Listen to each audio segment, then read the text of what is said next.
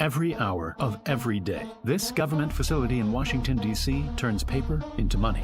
In order to keep up with demand, these machines are running 24/7, pumping out more than $500 million into the U.S. economy every day. But this is only a tiny fraction of how much money is really made. Most of our money exists digitally, and this number currently goes up by more than $4 billion every day. But where does all of this money come from?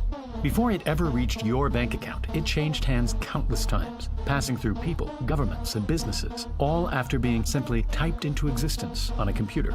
We modeled the entire thing to show you how money really works, and how it drives the country, inflates prices, and ultimately puts you in debt. But in order to fully understand how we got to this point, we need to go back to a time before money. If a farmer, thousands of years ago, needed a new tool, he'd go to the local toolmaker to buy one. The farmer didn't have anything to give him in return, so instead, they both just agreed that he owed him something in the future.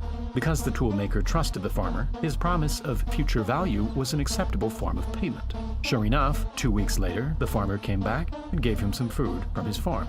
To make transactions easier, people started to pay using more commonly used items like cattle, grain, and salt.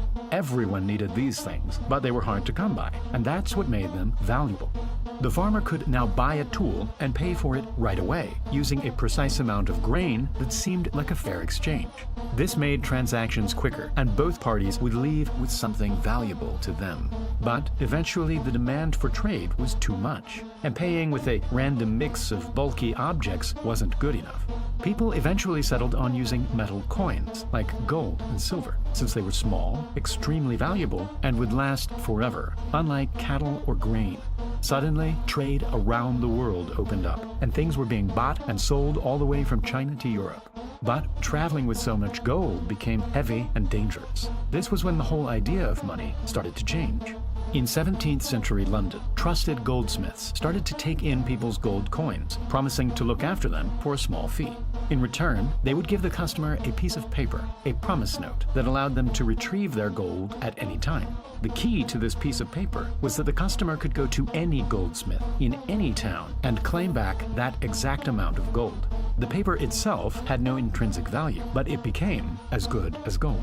The notes were so convenient that people started simply exchanging them to buy and sell things. The goldsmiths realized that most people weren't actually coming to retrieve their gold, and so they started loaning out fake promise notes to customers, instant money that had to be paid back with interest, making the goldsmiths a small profit.